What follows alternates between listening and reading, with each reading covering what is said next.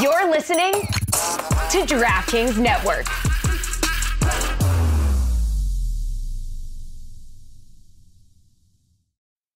Folks, the Dan Batard Show with Stugotz is sponsored by BetterHelp. What's something that you'd love to learn? As an adult, do you make time to explore the new things as often as you'd like? Or has that sense of curiosity been left behind? Kids are always learning, always growing, but as adults, sometimes we lose that spark. What's something you've been wanting to pick up? Gardening, a new language, maybe finally beat your best friend in bowling. Therapy can help you reconnect with that sense of wonder. Your back-to-school era can start at any age. BetterHelp, because learning and growing should never stop. If you're thinking of starting therapy, give BetterHelp a try. It's entirely online, designed to be convenient, flexible, and suited to your schedule. Just fill out a brief questionnaire to get matched with a licensed therapist and switch therapists anytime for no additional charge. Rediscover your curiosity with BetterHelp. Visit BetterHelp.com/DLB to get 10% off your first month. That's BetterHelp, HELP.com/DLB. Now's a good time to remember where the story of tequila started. In 1795, the first tequila distillery was opened by the Cuervo family. And 229 years later, Cuervo is still going strong. Family owned from the start, same family, same land. Now's a good time to enjoy Cuervo, the tequila that invented tequila. Go to Cuervo.com to shop tequila or visit a store near you. Cuervo, now's a good time. Trademarks owned by Becle, SAB, the CV. Copyright 2024. Proximo. Jersey City, New Jersey. Please drink responsibly. This is the Dan Batard Show with the Stugotz podcast. Today's episode is sponsored by DraftKings. Stay tuned because you'll hear more about DraftKings and all it has to offer throughout the show. DraftKings, the crown is yours.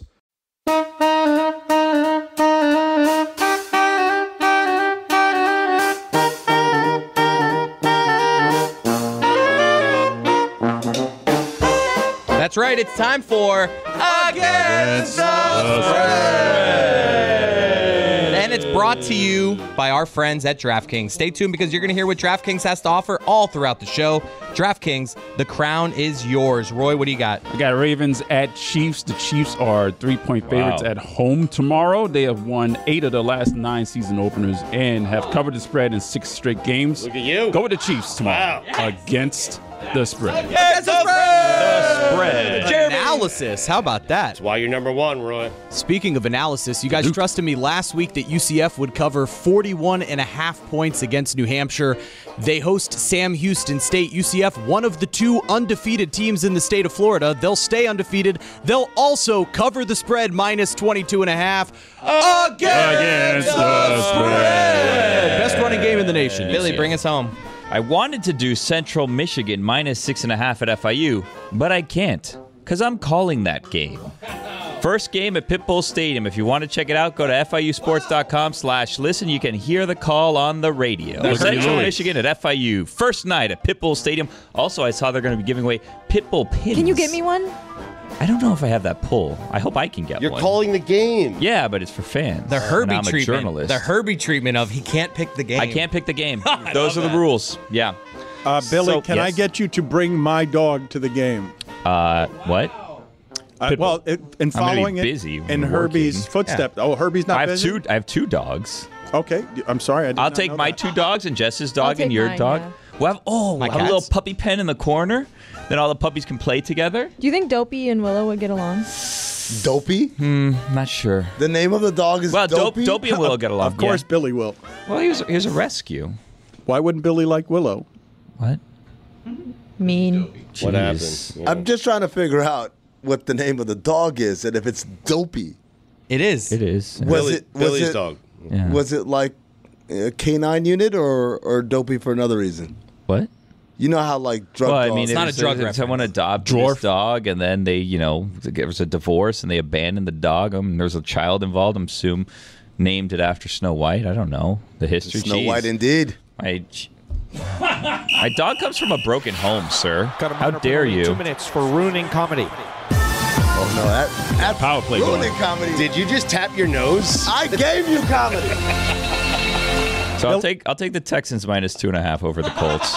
Against the spread. Against the spread. Billy, what I was asking you is, how are you going to make this broadcast a special thing? FIU football Pause up.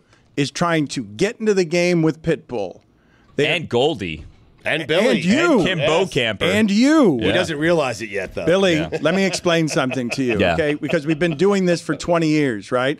And I don't know that Stugotz has ever been more angry at me than when he's trying to create what we've presently created. And the flagship that is the radio station makes me lead into the Don Strock show in a way that deeply insulted Stugotz because he thought I should be supporting the Don Strock show. And I'm like, but it's the Don Strock show. What's going to happen with Goldie if there's a Florida Panthers conflict? I don't. That's why I'll ask him on Saturday. I'm guessing he does the hockey. FIU has a big team. I think world champions. Goldie's prepared for that. Goldie's going to be doing the TV side with Kim Bocamper, ESPN Plus, if you want to check it out there. But I would urge you to not. I mean, you can if you want to. Why don't you do this? You can watch it there, but listen to us instead. FIUsports.com/listen. That's the pro move. You watch it on the TV and you listen to the radio. Exactly right. I'm gonna toss in a couple of these left to right on your radio dial. That's what I'm going to be doing. So then you paint the picture, Dan, when you're doing it. I love that. Because they can't see it. So you're throwing a left to right on your radio dial. But that's also depending on the side of the stadium you're sitting on, right? Because, like, if you're on the opposite side, it's right to left on your radio dial. And if you're in an end zone, it's either coming right at you or it's going away from you. The detail they don't often give is we're on the side of the FIU band. Like, I want to know which side of the field you're on. I like that. I'll write that down. I'll let you know. So where's the sun? For Chris Cody out there, we're on the FIU sideline. Where's Pitbull? You guys have seen that usually the broadcasters that get the best jobs are former athletes. Andrew Marchand of The Athletic recently wrote, hey, Peter Schrager's so good at this and Mina Kimes is so good at this. May we eventually get back to the day where Tony Kornheiser or someone like him who's a non-athlete is actually on these games, or is it always going to be Rich Gannon? Like, are we going to put some people on here who aren't just former players? And Billy Gil at FIU. Not an athlete. I'd take offense to that. Take umbrage. Do you take umbrage? You do take umbrage. I'm taking it, sir. You don't give umbrage, you take it. I can give umbrage. You don't dare me. I'll give you some umbrage. I think it's impossible. No, I will. Can you give umbrage, or do you? I can. I think you might. No. I might only be able to take umbrage. Love Stugotz. Like, I think you can. I think you can give it. Well, of course, he's going to go right now to umbrage.com or ask Taylor to do it for him. So I don't know whether you can give umbrage. How do you spell umbrage? Y-U. Do you? You only take R-A-G-E? umbrage. There's no giving of umbrage. There's no other. Is there any other use for umbrage? If anyone can give umbrage, it's me. I'll tell you that right now. And this Saturday, I'll be giving all the umbrage. I don't know. If you take umbrage, then somebody has to be giving it to you, right? Umbrage is offense or annoyance. It's used in a sentence. She took umbrage at his remarks. So I don't know if you can. Dictionary.com says to give umbrage to someone, to feel umbrage at a social snub, or to take umbrage at someone's rudeness. So you can indeed give umbrage. Give annoyance? Jeremy, you're the personification of that. Wow. You are umbrage. Thank you. You are umbrage. I think Professor you should. Umbridge. Yeah, as a Harry Potter fan, I really don't like that one. I know that only made it worse. What house are you? I mean, you know I'm a Gryffindor. No Come one on. cares. Billy, You're not a Gryffindor. what are you going Obviously a Gryffindor. to do more different on this broadcast? What are you going to do to make this something that people want to listen to? Tell you which sideline he's on. I mean, I'll tell you which sideline I'm on. I'll say left to right on the radio dial, right to left on the radio dial. I feel like we talked about this while you were away. I'm being brought in as a clown of sorts. So I think I put the old switcheroo and I wow them with my expertise on Conference USA football. What do you think? I want you to be the next Tony Kornheiser. Kornheiser ruined it for all of us, right? Because they'll never do that again. The Church of Football will never allow a court jester into the booth again. Am I a crank like him? Yes. Really? But a young one, a young crank. So like you can play the character of crank for comedic effect and are also spiritually an incredibly old person. Are you not? I don't know. Do you not know this about yourself? Sometimes it's hard to analyze yourself, which is why I'm going to be analyzing the field. Left to right on your radio dial. Or right to left, depending on which way the ball is moving. And the quarter. It's true. Billy's going to be cranking it. Are you? What? Are you? With Dan's dog. Are you with Dan's dog? Yes, cranking it. Are you nervous? Am I nervous? I will say this. This is a new group that I'm doing this game with than it was last year, so I don't have the familiarity of AJ Ricketts, who brought me in to kind of do what I was doing. So I'm not sure if this crew knows exactly what they're in for. Even funnier. Well, even better. It's uncomfortable, though. Also, in the vein of Stugotz, is it in the vein or umbrage? Whatever it is. I told Taylor to come along with a camera, so I haven't run that by anyone yet, but I will. You gonna pay him or what? No. Have you started studying up on Joe Labos, Oh, yeah. the quarterback for Central Michigan? Yeah. You have Senior, to. right? Wait, you're good playing the contribution, Chris. Chippewas? He's a redshirt junior. Yeah, see? Billy, do some Should be a senior. do some He reporting shits on red? Connor Stallions for us. Oh yeah. What's that now? Connor Stallions famously, allegedly at the CMU game last year, denies it, although everyone says that was definitely you. You can do some reporting for us. Find out who gave him the press pass. Jessica, thank you for bringing that up. What happened to Untold? Like, what happened to what they were making there? Like, how does something come out of the box being that good and then all of a sudden, did they trade access for making things less good just because they're getting the Gators to sit down and so they're not going to get Urban Meyer to talk about anything? We did talk about it a little bit last week with Amin, and I think our consensus was if they just rebranded the series as Retold, I think there'd be fewer problems with it, because the problem is essentially that a lot of things are just being retold, and we already kind of knew a lot of these things already. We're not learning anything. And worse, in some of these documentaries, they are giving voice to people without challenging them in any way. So last week we talked about it. I brought up the Donahue thing. He's just sitting there and lying. Easily verifiable lies if you just go back and watch the tape. But because they got access to Donahue, they're like, we're just going to go with it.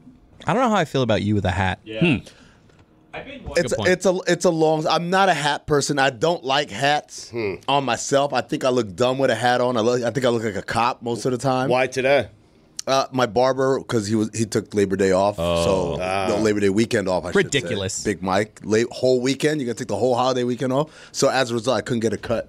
So I'm looking a little wild upstairs. Well, I knew that you guys talked about this last week, and I also know that Amin was a little bit frustrated with the fact that he wasn't able to get a show off the ground because he wanted badly to talk about it, because you saw what happened to Showtime, right? Everybody saw what happened. At the very end at Showtime, they're doing documentaries with Boogie Cousins and Russell Westbrook, and they're not any good because they're just access, but nothing's in them.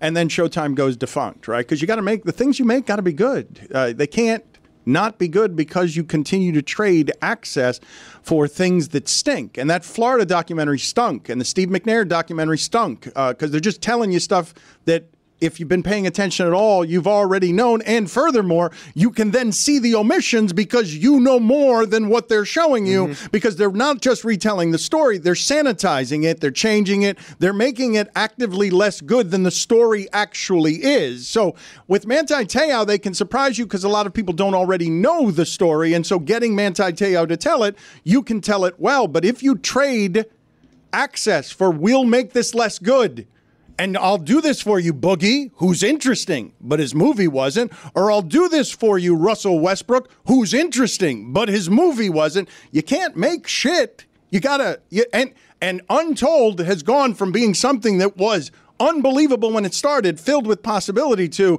oh, you guys are just trading access for stories that are poorly told. Should be told.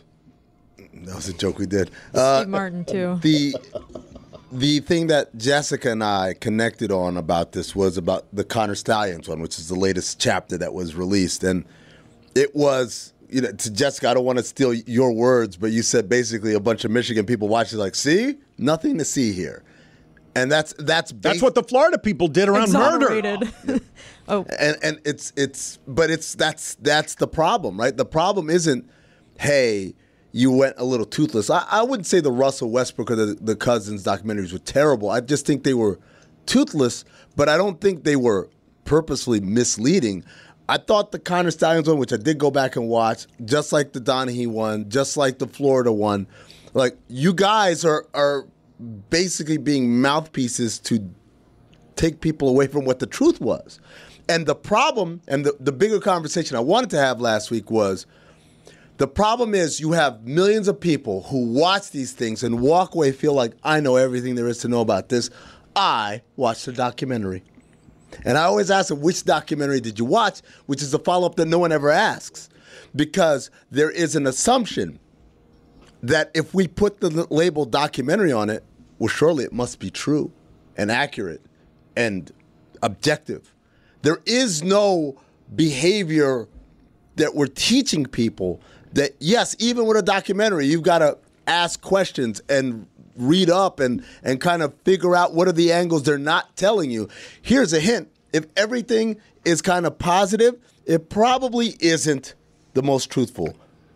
I will tell the audience here, now that we are in the documentary business, that artful documentaries, and I love them, love documentaries. They're my favorite. And Amin's right that it's not it's not the truth, it's a truth, but you want that to be an exhaustively reported truth so that it can't be disputed.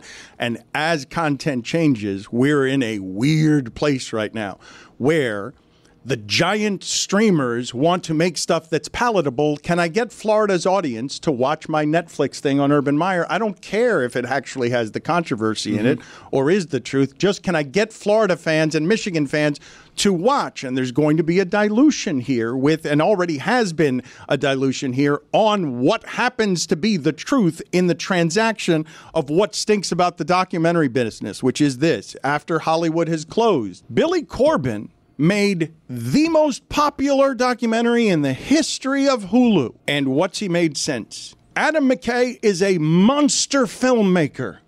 What's he made since? Keep an eye on what the hedge funds and Hollywood is doing to the business of the truth, because the business of the truth already got eaten up in journalism.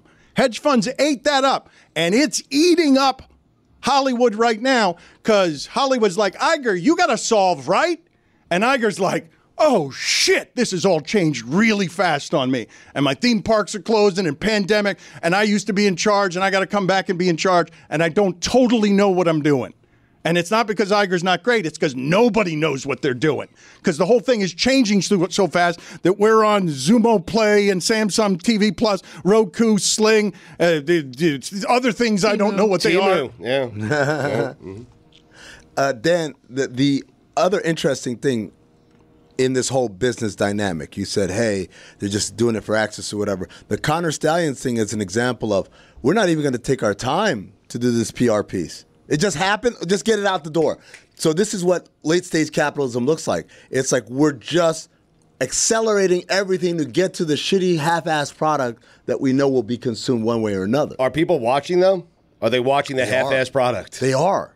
They are. I can't count how many people Stugotz watch stuff just because Netflix suggested it on their thing, on their algorithm. Well, I think the other thing is that we're not really sure how many people are watching it. We don't know exactly how Netflix counts viewership. Are they counting like the first 30 minutes of retention? Are they counting people that watch the entire thing or just turn it on for 5 seconds and turn it off? Like, I don't know if we really have great access to what the streamers are saying that, things are, how popular they are. Wow, terrible display. Nice. Jessica, this is what I would say to you about that, because about what? Listen, Scott.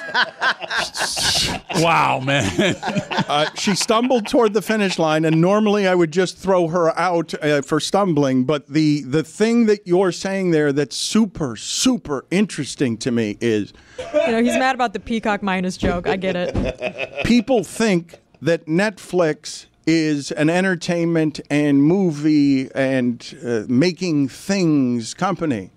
They're an information company. They're a data company. They want to collect all your information and then do not share it with the people that they're paying $200 million to make their movies. They are data collection, because when the money's going to only be in 5 places at the end, you have to have all of the information. When the phrase that was the biggest in everything that was just said there is Amin saying, and I don't think Stugotz even heard him, late stage capitalism. The people with the money want all the money and in the information. They want all of it. And what's going to happen? They're going to eat up the truth. It's going to be a bunch of documentaries about Florida that don't actually have the truth in them. It's just what late stage capitalism, what he said is, I'm not sure people understand that part. I mean, like you who comes from understanding how economies get eaten up when there isn't freedom. Like, you threw out late-stage capitalism there flippantly when what's happening there is documentaries are closest to the truth. They have to do something that is really hard to make, and it's hard to make money with them because they don't have action heroes in them. It's funny because on Pablo Torre Finds Out a couple of weeks ago, he had Dan Soder and Katie Nolan, and they were shitting on the Pierce Brosnan James Bond movie Tomorrow Never Dies, which is about, or is it Tomorrow Never Dies or The World Is Not Enough? Tomorrow Never Dies. It's the one where the premise is this billionaire who wants to control the media so he can start wars and just keep the news cycle going. And it seems so ridiculous back then, but it's like we're inching towards that. Where like this control of information. Shout out to Newman from Seinfeld, right?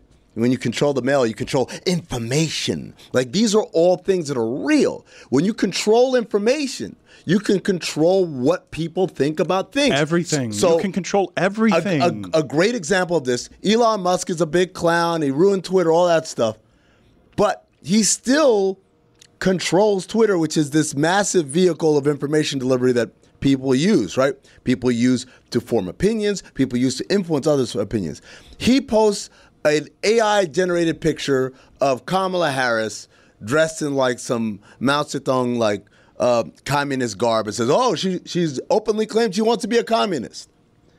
Now, I know that Elon Musk thinks he's quote unquote funny and like, "Oh, I'm just trolling or whatever." The problem is, A, not everybody knows that, but also B, when you are a gatekeeper of information, you don't get that luxury to joke around like the rest of us. Any more than CNN can, have like Trump with a Nazi armband and doing a salute, right? Like if it didn't happen, you don't get to make those jokes as gatekeepers of information. But who watchdogs the watchdog, right? The media is the fifth estate, or is it the fourth estate, the fifth estate? I don't know what number. Guys, football starts tomorrow. What are we doing? You guys why go to I like to go on Netflix. 2.5, right? I scroll opening around. night, Kansas City, Baltimore. I have 5 teams who didn't make the playoffs last year who I think are going to make the playoffs this year. You have your preseason awards? Preseason awards? I want to talk more about my hat. Tomorrow. Let's do tomorrow. Oh, the hat. Yeah. What's on your No hat, cap. by the way? Yeah. It says Order 66. What's that? Oh, it's a Star Wars thing. You would know about it. You're right. Oh. You're right. Why? Because she's a woman? Wow. That escalated quickly. I feel like Amin said it, not me. That's at least 2 minutes right there. Billy, what are you guys doing with God Bless Football tomorrow? You've got a lot of football has just landed on your face. FIU football, you're going to be announcing it, and God Bless Football is going to a game in Kansas City between Kansas City and Baltimore, a game that people are interested in. Not the Bengals, huh? Not the Bengals, not the Broncos. What is God Bless Football doing? We're going to be out there live tomorrow. They're going to be at DraftKings stage. Gojo and Golick are going to be doing their show from there live. Then we're going to do a God Bless Football on the stage. And then if you tune into the DraftKings Network, DKN, as some people call it, there's going to be a kickoff show from 3 to 6 Central Time. So I guess I should have just given you Eastern Time. 4 to 7 Eastern Time leading up to kickoff. There's some new football shows on DraftKings, so enjoy. Tune in. Watch us. Come say hello if you're in Kansas City. We are going to start the full football sprint, okay? It's ahead of us. It's been the Panthers won the Cup. The last couple of years during playoff runs have been really grueling for this show. This show is about to get on a sprint for several months through football season that's going to be crazy. And what you're going to hear next is a new segment. And is it Jess and Lucy and who else? Like not a new segment, an old segment that now You're is not gonna renewed. like this answer, Taylor. Are you paying him, or is Stugotz paying him, or am I paying him? Who's paying Taylor? Both of you guys, not me and Lucy, but it's mostly me. We played a new game today called All Bias Aside. Oh, wow. I'm a big fan of this game. I think after a while Lucy started to get the gist of it, but our fans will like All Bias Aside. Because of our 20th anniversary and everything going on yesterday with the announcement and Peacock, I have not gotten to talk nearly enough college football. And really what I meant to say by that is I have not gotten to talk nearly enough about the bloated purple face of Brian Kelly. Huh. All bias aside, we did talk about Brian Kelly in the episode. You'll hear my all bias aside answer about Brian Kelly and his reaction losing another opener for LSU against USC. So we're not going to get it here. We'll get it next. Well, you'll hear it next, but I can also give you a little bit here. Do you want to watch the clip first? It's up. It's up to you. It was a nice tease by you. Just tease it. We're going to have you and Lucy and Taylor are going to give us more college football for the people who have rightly thought that our college football coverage has been insufficient over the last day and a half. Had Mike Elko on last week. Yeah, but it has been insufficient because we didn't even get to the Knoxville radio call. We got to get to the Knoxville radio call. Did you guys do anything with the Knoxville radio call? No, but we also need to get to the Penn State offensive coordinator talking about how their offense is like a blizzard, because that was one of my favorite. There was also a clip of Mike Gundy talking about Shaggy. There was also this controversial situation in college football this year where we now have a 2-minute, air quotes, timeout. And all of the announcers have said they're not allowed to call a 2-minute warning, even though it is essentially the 2-minute warning. Why? I don't know why. They're trying to differentiate it from the NFL, even though it is literally the same thing. It's just there's a commercial break at 2 minutes now. Do you guys get into the Florida fan ranting on the show? Do you get into the Western Michigan player jumping over the referee? We didn't get into that. Honestly, 24 minutes is not enough. We did as much as we could. We did talk a little bit more about Texas A&M and Notre Dame because Lucy was there. I assure you this will not be an Iowa Notre Dame segment every time moving forward, but it was they were pretty important games this weekend.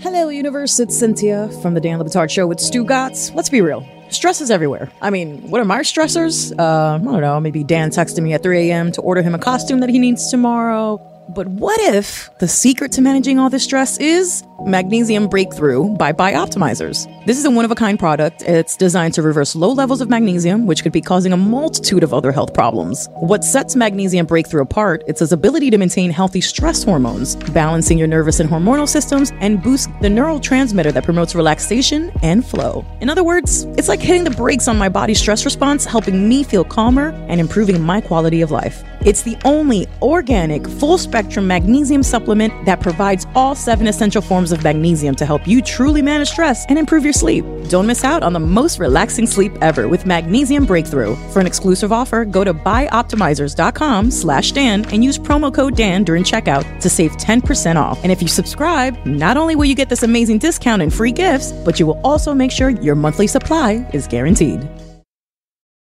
Guys, we finally made it. Oh, I've been waiting for this day, longing for this day. The NFL Week 1 is here, and a new season means new ways to get in on the action at DraftKings Sportsbook, an official sports betting partner of the NFL. Score big with DraftKings Sportsbook, the best place to bet touchdowns. Download the DraftKings Sportsbook app and use code DAN, that's code DAN, D-A-N, for new customers to get $250 in bonus bets when you bet just $5 and 1 month of NFL Plus Premium. Only at DraftKings. The crown is yours. Gambling problem? Call 1-800-GAMBLER. In New York, call 877-8-HOPE-NY or text HOPE-NY 467-369. In Connecticut, help is available for problem gambling. Call 888-789-7777 or visit ccpg.org. Please play responsibly. On behalf of Boot Hill Casino and Resort in Kansas, 21 and over. Age and eligibility varies by jurisdiction. Void in Ontario. Bonus bets expire 168 hours after issuance. For additional terms and responsible gaming resources, see dkng.co/FTBall. NFL Plus Premium offer available only to new and former NFL Plus subscribers. Additional NFL Plus Premium terms at nfl.com/terms.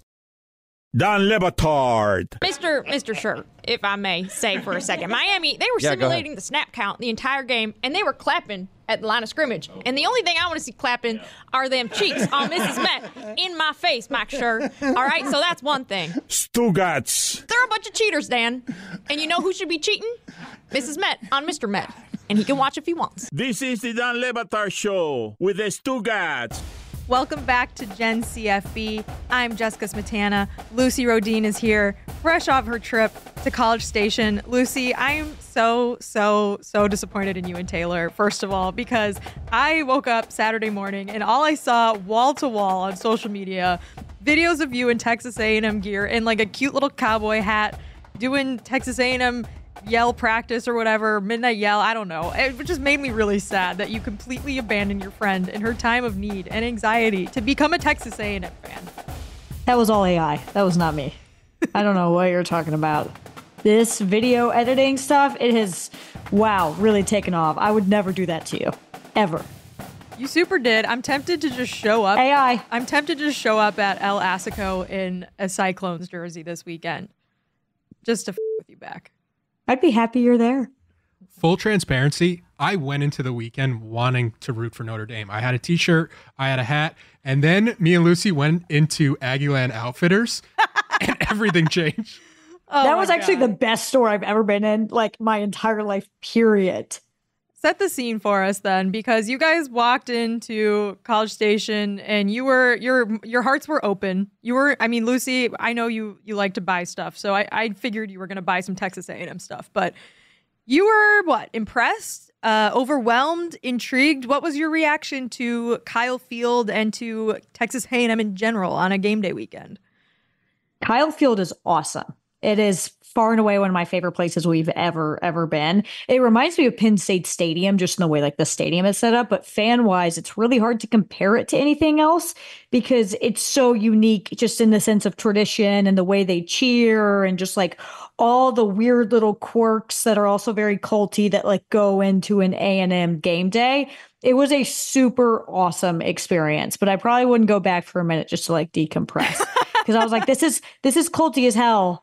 I can definitely see why people buy into it 100%. Really interesting. Taylor, you mentioned to me there was a moment where you knew Texas A&M was going to be in trouble in this game. Can you share that on air? Notre Dame's about to come out of the tunnel, and I see Marcus Freeman. He's playing up to the crowd. He's kind of like antagonizing them, giving them a little pump up. He's looking at his players. And from that moment on, I was like, I'm very worried about Texas A&M right now because I had Texas A&M money line. And then the second moment was when Connor Wegman was just throwing up over himself. And I was like, this is not the quarterback I want to be backing right now. Yeah, that was bad. I'm curious what it was like boots on the ground watching the game. If you ever felt like you had any sort of feeling it was going to go a specific way, Lucy, because the crowd was definitely a factor in it, especially in the first half. And going into halftime, the score was only 6-6. It was not a high-scoring game. It was two defenses sort of battling it out for a while. Until pretty much the fourth quarter when Notre Dame had a couple good drives and put the game away and then iced it with the field goal at the end. But just from your perspective, like what was it like to be there? And did you think that Texas A&M really felt like they were in this thing? I felt like A&M was in it just straight up like vibes wise, where like when you're in a stadium like that, an atmosphere like that, you're like, there's no way they can lose. Like Texas A&M is going to win this game. I think Taylor put it perfectly. I felt like I was watching an Iowa game with those offenses where I was like, I just don't know if this is going to get done. Like Wegman was so terrible. And then Ted Cruz showed up and I was like, oh, this is just all bad vibes for an A&M now. And you went viral. And how many different news outlets asked you for a comment on your TED? Only video? One, and I was like, hell yeah, I'll give you a comment. And they were like, we don't want it anymore. Wow, journalism is your so time dead. has passed. What was your comment going to be? I think I was my plan was to like play it off as like, my bit was that I knew Texas A&M would lose because he was there. Also the bit of that he smelled bad. So I was like, there's so much like opportunity to be funny. And I responded like, they emailed me at like 3 a.m. So I was like, well, obviously I'm not going to respond to you at that point. And then they were like, yep, your moment's over. Hope you enjoyed the 15 minutes. Did he really smell bad? I would assume so. I didn't want to get close enough. Okay. So Texas A&M loses at home to Notre Dame. We won't spend too much time on it, but obviously you guys were there. It was one of the games of the weekend. Notre Dame, my alma mater, they came through with a huge win, despite one of the worst calls that I've ever seen in a college football game. In the first drive after halftime, Riley Leonard, QB keeper, crosses the first down line, and they mark him like a half yard back, and then they review it, and they're like, nope, wasn't a first down. I'm wondering if you guys have a specific thing that you scream at your television when there's a bad call or like something goes the wrong way for your team. Because I realized this weekend I have one, and I do it a lot when I'm watching games like this. And it's like a very specific phrase that I scream at my TV. Well, what is it? Well, you tell me yours first. I don't think I can say mine on air. Okay, text it to me. But it's not a slur. Mine is I look at the TV and I go, F off. I just screamed that at my TV. And I did it in the second half of that game because I was so mad at that spot. Those are usually the kinds of calls where I'm like, well, Notre Dame's not going to overcome this drive ending. Yeah, Lucy, don't say that on air. She just texted it to me. Moving on. Notre Dame won. I say gig 'em. That's what it is. The answer is gig 'em. Lucy says gig 'em. Notre Dame won. Maybe a tough road ahead for Texas A&M if they're not able to figure out some of their offensive struggles. On the flip side of that, Notre Dame's got a very good defense, and Texas A&M also has a very good defense. And I think their defense is probably good enough to win some games. So what is your we're going to do some hot takeage here moving on in a little bit. But like, Lucy, is the season over for Texas A&M with Mike Elko, or are we just getting started? No, I mean, like, I think that's kind of been the weird thing we're forgetting in this game is, yes, Texas A&M lost. Yes, Connor Wegman was really bad. This was Mike Elko's head coaching debut at A&M. So, like, he's taking in a new system, one that Jimbo just kind of, like, ran into the ground. So for them to compete with Notre Dame the way they did is really impressive. The quarterback position, I don't know, the backup, maybe he's better, who knows? But like the thing with A&M is like this season was always going to be an adjustment, but you have so much money as a university that when portal time comes around, you can find somebody better. Yeah, well, they are giving a lot of that money to Jimbo Fisher, but go ahead, Taylor. And with that Notre Dame Texas A&M game, I think I drastically overestimated Notre Dame's offensive line going into this game, or underestimated them, because it was like 6 combined starts. And then they just came out and dominated, where every time Riley Leonard ran with the ball outside of that 4th down where he got called short, which clearly didn't, it felt like it was a guaranteed like 6 yards every time. Yeah, it actually was shocking because it felt like the run game was stifled so much in that game. But Notre Dame carried the ball, I think it was 5.8 yards per carry and rushed for almost 200 yards in that game with their 2 really good backs. Riley Leonard obviously opens another sort of door for the Notre Dame offense with his rushing attack on his legs. And I think you're right, Taylor. I think that to Notre Dame's credit, Mike Denbrock had a really good game plan. And I think that he schemed around a sort of inexperienced offensive line really well and helped them out with sort of some protections from tight ends and running backs and such. So anyways, I was very happy on Saturday night. I went to bed a very happy little boy, just curled up in my little bed smiling. Ooh, yay. Notre Dame won one of these games that we typically don't win, especially on the road against an SEC school. We don't play a lot of SEC schools, especially to start the season. So I think it had been like 20 years or something like that, crazy, since Notre Dame had won a road SEC game to start the season. So we're recapping the wild week of college football, and it's brought to you by Cheez-It. We're feeling the cheesiest, Coach. Heck yeah, we are. Cheese.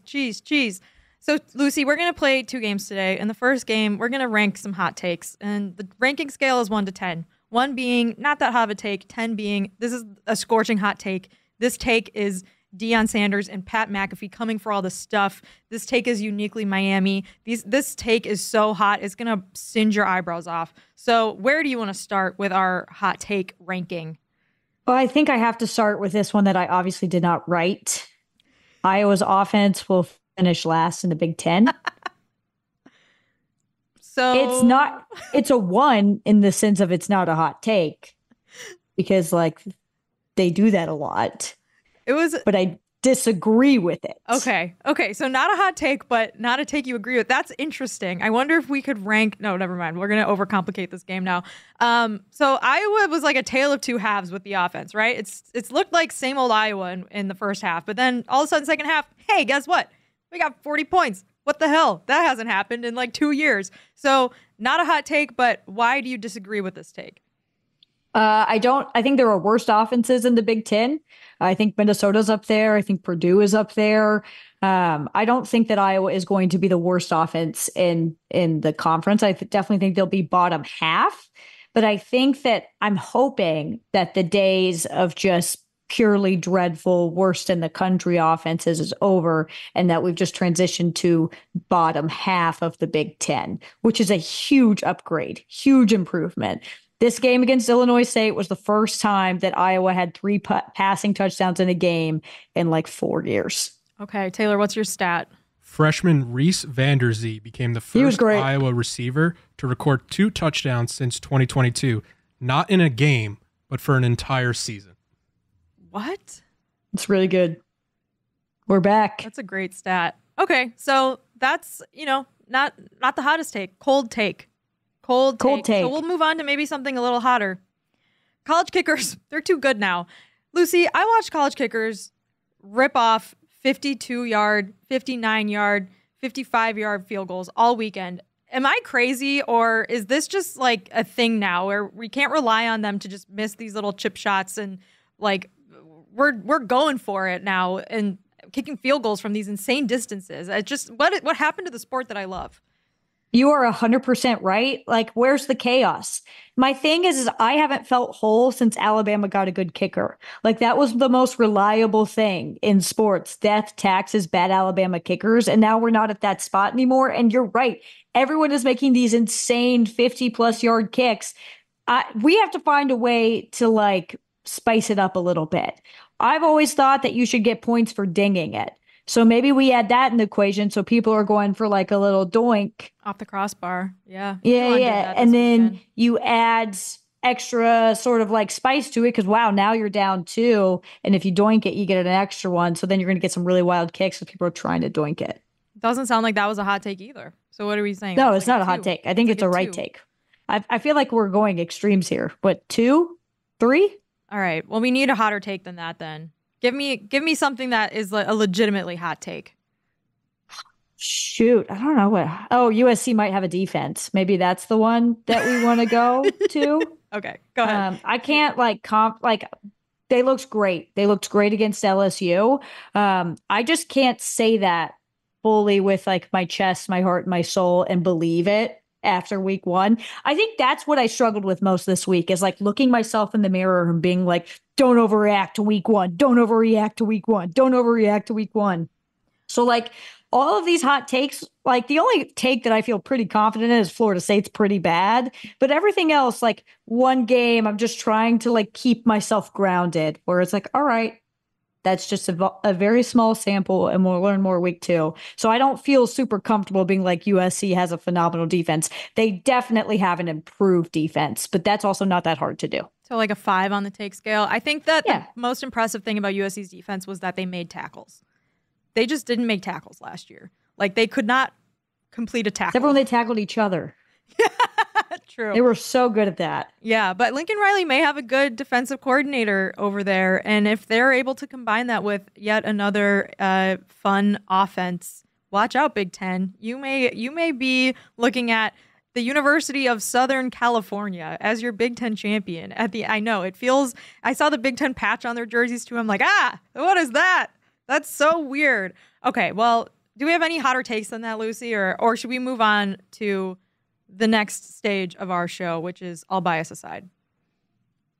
I don't think it's a hot take, but I do want to talk about it. Okay. I felt myself just like having to kind of reevaluate my life watching Penn State, West Virginia, because I have said time and time again that like Penn State has always just missed this like component of having like explosive fun, just like a little extra seasoning on the offense. And we finally saw that against West Virginia, where there were big plays and Drew Aller looked great. So like, I have been affirmed Penn State's going to make it to the playoff and get blown out immediately. And now I'm like, I think they could compete with Ohio State better than they have before. I'm not saying they're going to win. I think they could eventually advance in the playoff. Like, it's weird because once again, I'm trying not to overreact. But for the first time, I watched Penn State and was like, wow, I see signs of life. Like, they needed that new offensive coordinator. And it's kind of weird. So I want to apologize to Penn State fans because I on you all the time. And I'm buying in. Okay. Well, Penn State's explosive play rate against West Virginia, 99th percentile. That's about as high of a percentile as you can get. You're right. It looked like they maybe figured some things out with their new OC who came over from Kansas. We need to talk about his quote about the offense being like a blizzard. Well, maybe we'll get to that next week. Maybe we'll make Taylor edit a useless sound montage because he loves doing that so much for the NFL coaches. I'm in. Okay. Oh, okay. He said he's in. All right. Well, let's play all bias aside then. This is the real breadwinner for our episode. This is Taylor's game that he came up with. Taylor, is there any? Do we have to explain the game, or should we just get right into it? You just have to say all bias aside, and then your statement, and then just remember, just put your bias to the side of it. Okay. Okay, I'll start then. All bias aside, I don't think it's going to work out well for Brian Kelly at LSU. No. What was that? Slam on the table. I mean, not only did they get outcoached, but also his press conference afterwards was so... It's weird, too, because as a Notre Dame fan, he sort of changed after the Come to Jesus 2016 4-8 campaign at ND. And like, I don't know what he did, but he was much more composed afterwards and, like, not purple-faced on the sideline screaming at people quite as much. And then, like, it felt like after that LSU-USC game Sunday night, it was like we are all the way back to, like, vintage 2011 Brian Kelly. And we're sitting here again. We're sitting here again talking about the same things. About not finishing when you have an opponent in a position to put them away. But what we're doing on the sideline is feeling like the game's over. And I'm so angry about it that I got to do something about it. I'm not doing a good enough job as a coach. And I got to coach him better because it's unacceptable for us not to have found a way to win this football game. It's ridiculous. Do you think it's because he had a purple shirt on and so it just brought the tones out more? That is a fair question. I don't think that that's what it is. I think that he just was really, really angry. And that press conference was very uncomfortable to watch because of the way that he slammed his fists on the table. It was like he sort of like was like practicing it all, right? I don't know. It was weird. But all bias aside, I mean, just Brian Kelly, things don't look good for him at LSU. No, they don't. And like, it always cracks me up because he'll go and just on his players in the press conference. And be like, what? That doesn't sound like him saying his quarterback is bad. Just like blatantly. He said USC's quarterback outplayed LSU's quarterback. I like Nussmeier too. He played well. Nussmeier was good. And that's the thing that's so frustrating, I think, if you're an LSU fan. It's like you've got another quarterback that waited his turn, stuck around, played really well in this game. The offense looked pretty good most of the time. And then once again, the defense is just like struggling to contain and they're getting blown up in the fourth quarter. So big win for USC, but all bias aside, Brian Kelly's situation looks not great right now. All bias aside, Dylan Raiola at Nebraska. Wow, he looks really, really good. This is going to be a good year for Nebraska. Bowl eligible Nebraska. He was 19 for 27, 238 yards against UTEP, which I know is just like against UTEP, but considering like the pain of the Martinez brothers and everyone to follow, they're not brothers, but they're all Martinezes, to follow at Nebraska, it's very obvious that Matt Rule was the right hire, and Nebraska, I feel confident in saying, is a good football team. Hang on a second. Are you playing the game right? Taylor, give her an example of all bias aside the right way. I think I am. I hate Nebraska. Yeah, but it's all bias aside. Omar Hampton is the best running back in the country from North Carolina. To be able to do what he did against Minnesota, knowing Carolina's quarterback situation, Minnesota was selling out to stop him, and Omar Hampton still carried North Carolina to win. So all bias aside, I'm putting my bias aside, you see? Yeah, but so Omar Hampton, put your bias aside. And so, okay, I'll give you another one. All bias aside, who wouldn't want to play for Marcus Freeman? I mean, he had Notre Dame so pumped up before that Texas A&M Now you're playing the game. He was dressed impeccably. He was stone cold locked in, aggressive play calling, going for it on fourth down. That hasn't always been his strong suit at Notre Dame, knowing when to go in and win a game on offense. And he just was just super like composed and confident in his team. And just, if I'm a recruit, I'm watching that. All bias aside, I don't know where else I would play. I feel like I get the game now, but I also feel like I don't want to subject the listeners of the show to more Iowa offense talk. I don't think they deserve that, and I know they don't want it. You're a better They've person. made it clear they don't want it. Okay, here, I'll give you another one then. All bias aside, Michigan might be in trouble this year. They look like they don't have their quarterback situation figured out. Lucy, big game this weekend, Michigan and Texas. What do we make of Michigan coming off their national championship win, obviously, but a lot of the coaching staff gone, maybe some offensive holes, some gaps, but still maybe a good defense? Like, what do we have in this game? Yeah, their defense is great. I don't think that's a question at all. The quarterback situation is very much an issue for Michigan, and we've been hearing rumblings of that all summer long. It's like Michigan does not have this quarterback situation figured out. Talent-wise, Texas has more talent. much better quarterback, much better backup quarterback. So I don't really see a way that Michigan wins this game. I think that Texas pretty much outmatches them in every sort of category. The only way that Michigan wins and competes is doing the Big Ten thing of just dragging you down to their level. They're going to suffocate you and make you play sloppy, nasty Big Ten football. I just think that Texas is better. Okay. So I think you're getting the gist of the game. I'll do one more just to make sure.